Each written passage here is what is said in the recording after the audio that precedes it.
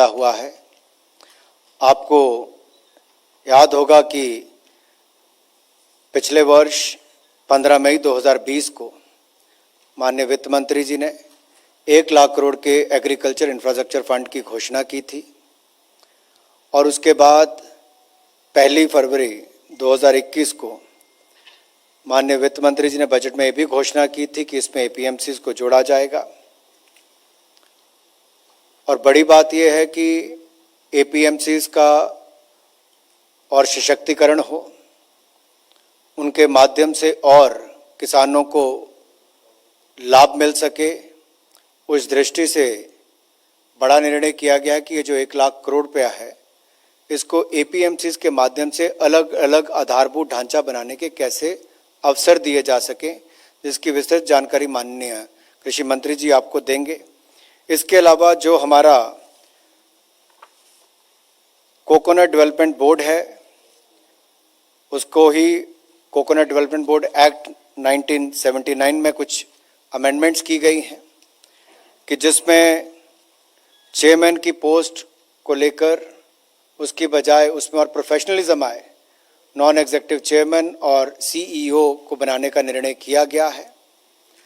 इसमें भी कोकोनट के उत्पादकों को उससे जुड़ी हुई इंडस्ट्री को बल मिलेगा। पहले निर्णय में जहां एपीएमसी के माध्यम से देश भर के किसानों को और लाभ देने का काम किया है, जैसा पहले ई-नैम्स के माध्यम से भी मंडियों को और मजबूत करने का काम किया, एक के बाद दूसरा निर्णय मोदी सरकार में माननीय कृषि मंत्री जी ने जो लिए हैं वो एपीएमसीज को मजबूत करने के लिए उस पर विस्तृत जानकारी माननीय मंत्री जी देंगे। जो दूसरा विषय हेल्थ से रिलेटेड है, क्योंकि पिछले वर्ष के बाद ही लगातार कोरोना से लड़ने के लिए बहुत सारे कदम केंद्र सरकार ने भी उठाए, राज्य की सरकारों की मदद करने का काम भी किया। आपको याद होगा emergency response and health fund जो हमने किया था पिछली बार, वो 15,000 करोड़ रुपया सबसे पहली मदद के रूप में केंद्र सरकार ने राज्यों को अपनी टेस्टिंग फैसिलिटीज, लैब्स और बाकी आधारभूत ढांचा हेल्थ से रिलेटेड सुधारने के लिए दिया था। उसके बाद ये भी निर्णय किए कि एसडीआरएफ का पैसा भी कोविड की लड़ाई में इस्तेमाल किया जा सकता है। ये निर्णय भी उस समय हुआ था कि नेशनल हेल्थ मिशन के पैसे को भी उसमें उपयोग किया जा सके, क्योंकि कोविड से जंग जीतेंगे हम। इसमें लगातार केंद्र ने राज्यों की मदद करके एक टीम के रूप में काम किया और आज एक बड़ा निर्णय फिर emergency response and health systems preparedness package 2, जिसको 23,123 करोड़ रुपए का आज उस पर निर्णय लिया है। इसमें भी राज्यों को अगर भविष्य में कोई ऐसी स्थिति आती है कि कोविड से लड़ना पड़े, तो जैसा हमने पहले भी कहा था कि बाल चिकित्सा के लिए पेडियाट्रिक्स और बाकी सब सुविधाएं और बाकी भी सब, उस पर माननीय हमारे स्वास्थ्य मंत्री मनसुख भाई वो भी आपको उस पर जानकारी देंगे।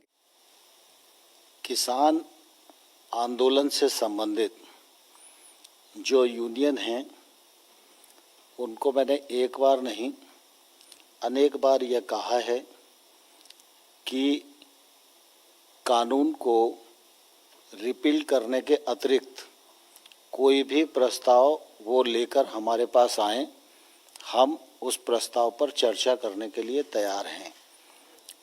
दूसरा, हमने हमेशा किसान आंदोलन के साथ संवेदनशील रवैया अख्तियार किया है।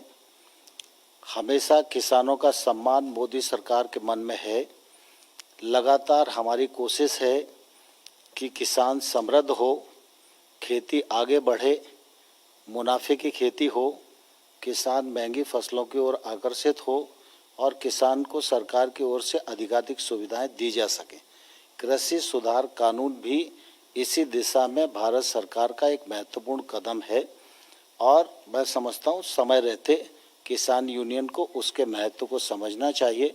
सारा देश उसके महत्व को समझ रहा है और मैं अभी भी आपके माध्यम से उनको ये कहना चाहता हूँ कि कुल मिला के एपीएमसी के विषय को जिस प्रकार से कहा जा रहा था, तो ये इस निर्णय के बाद मैं समझता हूँ इस पर विचार किया जा सकता है और विश्वास भी किया जा सकता है कि एपीएमसी समाप्त नहीं होगी। ऐसा कानून में कोई प्रावधान नहीं है। एपीएमसी राज्य के कानून के अंतर्गत बनती है और एपीएमसी और सशक्त हो और किसानों के लिए उपयोगी हो, यह मोदी सरकार की प्रतिबद्धता है। इसलिए 1 लाख करोड़ रुपए के इंफ्रास्ट्रक्चर फंड में उसको पात्र इकाई माना गया है और इसके बाद निश्चित रूप से एपीएमसी की क्षमता बढ़ेगी।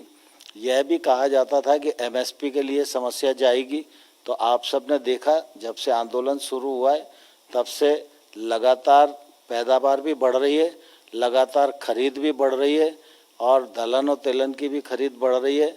और जहां के लोग आंदोलन में अधिक हैं वहां के किसानों को हजारों करोड़ रुपया उनके अकाउंट में इस बार एमएसपी पर खरीद करके पेमेंट किया गया है। मैं आपके माध्यम से किसान यूनियन के नेताओं को यह अपील करना चाहता हूं कि वो गंभीरता से इन सब चीज़ों पर विचार करें, आंदोलन को समाप्त करें, चर्चा का माध्यम अपनाएं। सरकार चर्चा के लिए तैयार है।